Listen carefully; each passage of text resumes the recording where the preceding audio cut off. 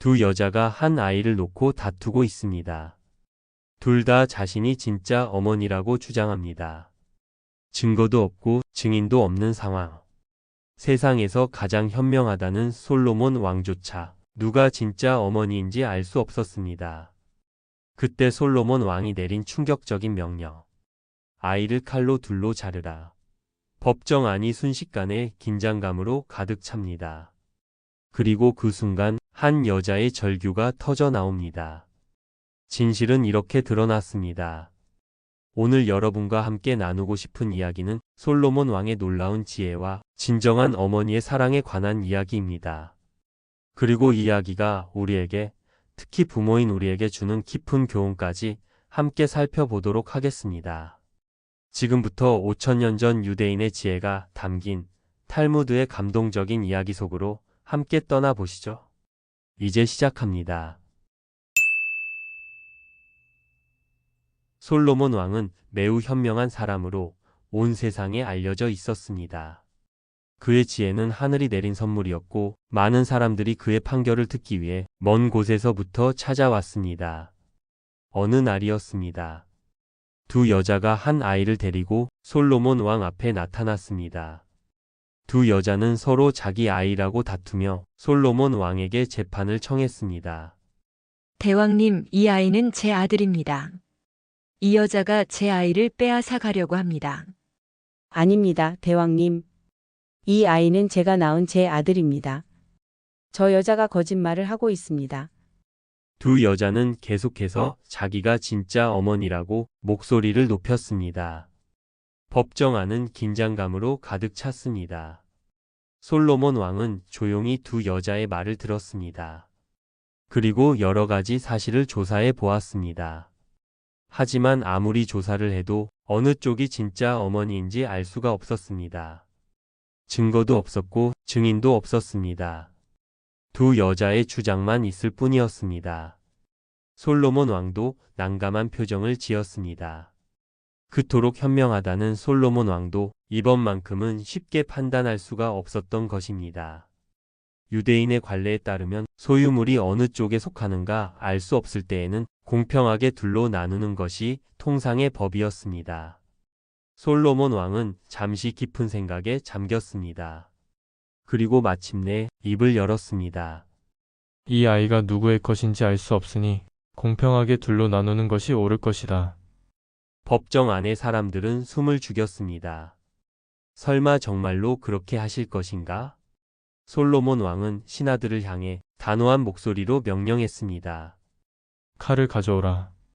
이 아기를 칼로 두 토막으로 자르도록 하라. 그리고 반씩 나누어 주어라. 법정 안이 술렁이기 시작했습니다. 사람들은 믿을 수 없다는 표정으로 서로의 얼굴을 바라보았습니다. 신하가 칼을 들고 다가왔습니다. 그 순간이었습니다. 한쪽 여자가 갑자기 미친 듯이 울부짖으며 앞으로 달려 나왔습니다. 안 됩니다. 안 돼요. 대왕님, 제발 아이를 죽이지 마세요. 그녀의 목소리는 절규에 가까웠습니다. 눈물이 그녀의 뺨을 타고 흘러내렸습니다. 그렇게 하려거든 차라리 그 아이를 저쪽 여자에게 넘겨주세요. 제발 아이만은 살려주세요. 그녀는 무릎을 꿇고 애원했습니다. 자신의 아이라는 주장을 포기하면서까지 아이의 생명을 구하려 했던 것입니다. 반면 다른 여자는 담담한 표정으로 서 있었습니다.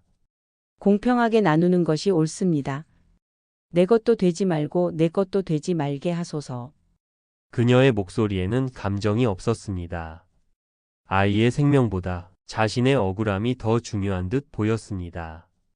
그 광경을 지켜보던 솔로몬 왕의 눈빛이 반짝 빛났습니다. 진실을 꿰뚫어 본 것입니다. 솔로몬 왕은 칼을 든 신하를 멈추게 하고 첫 번째 여자를 가리키며 말했습니다. 칼을 내려라. 아이를 저 여인에게 주어라. 그녀야말로 진짜 어머니이다. 법정 안의 모든 사람들이 감탄의 탄성을 터뜨렸습니다. 솔로몬 왕의 지혜에 모두가 고개를 숙였습니다. 진짜 어머니는 아이를 품에 안고 기쁨의 눈물을 흘렸습니다. 자신의 권리를 포기하면서까지 아이의 생명을 지키려 했던 그녀. 그것이 바로 진정한 어머니의 사랑이었습니다. 솔로몬 왕은 사람들을 향해 조용히 말했습니다. 진정한 사랑은 자기를 내려놓는 것이다. 사랑하는 사람을 위해서라면 자신의 것을 포기할 수 있는 것, 그것이 진정한 사랑이니라. 사람들은 솔로몬 왕의 지혜에 다시 한번 감탄했습니다. 단순히 둘로 나누자는 제안이 아니었습니다. 그것은 진실을 밝혀내기 위한 놀라운 지혜였던 것입니다. 진짜 어머니는 아이의 생명이 자신의 권리보다 소중했습니다. 하지만 거짓 어머니는 아이의 생명보다 자신의 억울함이 더 중요했습니다. 그 차이를 솔로몬 왕은 꿰뚫어 본 것입니다. 이 이야기는 여기서 끝나지 않습니다. 탈무드는 이 이야기 끝에 우리에게 중요한 교훈을 덧붙입니다. 어린이는 부모가 이야기하는 모양을 흉내낸다. 성격은 그 이야기하는 모습으로 알 수 있다. 이 말의 의미는 무엇일까요? 아이들은 부모의 거울입니다.